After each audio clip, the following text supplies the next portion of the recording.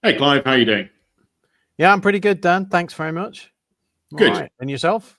Yeah, pretty good. Yeah, it's Friday. What could go wrong? I love the Um, fish tank. Thank you. So, do you want to just take 30 seconds, minute, something like that, do a brief intro and include three, or I think you were going to say four statements, of which one of them isn't true, but the others are? Okay, so which first? The intro? Yeah. So I'm a chartered accountant, 63 years old, nearly 40 years of commercial experience, both as a CFO, corporate development, non-exec in various countries like Turkey, China, Hong Kong, Australia, Taiwan, the US. I've probably done something like 500 or 600 acquisitions in my time. I've worked for all the large private equity firms, KKR, BC Partners, CVC, GEG Equity, you name them, probably mid-market companies. I've done their diligence and helped advise on successful transactions, etc. The best piece of advice that someone gave me, it was the senior partner of KPMG in the region where I was working, where I first established what turned out to be a $30 billion service line that I created from a piece of paper.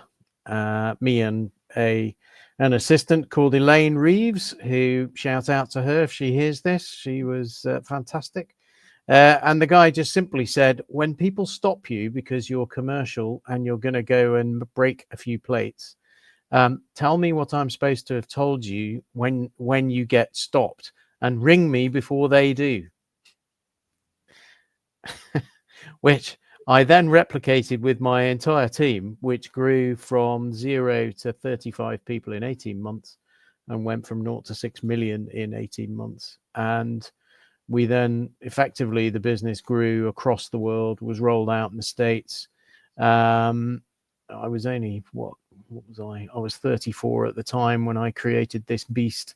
But of course, because it was a large organization and politics plays a part in everything, I didn't get to manage it all the way through, but I used the same principles. Now, I was an entrepreneurial partner in a large accounting firm, KPMG, which was a great privilege to be there because we were just told to go get business, and basically we had people covering our back. So it was great fun, and I think really a different time for a professional services firm. It's not like that these days. I'm still of the view that if I'm asked for an opinion on a transaction, I'll give it. And I'm very straightforward and straight. And as you saw just before the program, there are occasions where you have to do the right thing and play exactly by the rules. So it's learning how to work within the framework that you have. And I always regard anything to do with a framework as jumping on top of a trampoline rather than standing underneath and banging your head on it. So you have to put yourself in a position where you can use it as a springboard to what you wish to do. Hence why that was the best piece of advice. And it was all about building teams across countries, across the world. And even today, I still speak to the same people that I worked with in those early days in the early 90s. So it's been great in terms of longevity. Fantastic.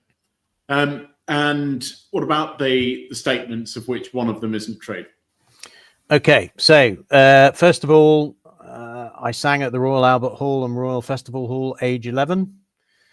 Second of all, I built a 30 billion service line from a desk and a piece of paper. Third, I ran literally into Stephen Hawking before he was famous in Cambridge. Four, I ran the 2018 London Marathon in sub 4 hours. And out of all of those, number 4 is false, because I ran the London Marathon in 7 hours, 23 minutes, which is kind of embarrassing. Congratulations on doing it, though. Yes, I did it when I was, 57. I've now had quadruple heart bypass, so I'm not planning on doing it again. But it was, I only found out I ran into Stephen Hawking literally 10 years after I left Cambridge, because I I suddenly worked out that he was the professor of Newtonian mathematics, which I didn't know. And of course, he wasn't famous then. And I literally ran into him in a corridor after playing a game of rugby, and I was late for my math supervision. Brilliant. And he could talk then, and he asked if I was all right. I dusted myself off, and we went on our way. And I said to someone when I came in, I said, who was that in the wheelchair? Bless him, he was in a wheelchair. And they said, that's the professor of Newtonian mathematics. And I didn't think anything of it, because in the 80s, Stephen Hawking wasn't a household name. But there you go. Yep. Clive, thank you very much. It's been a pleasure. Really appreciate your time, and have a good day. No problem. Cheers for now.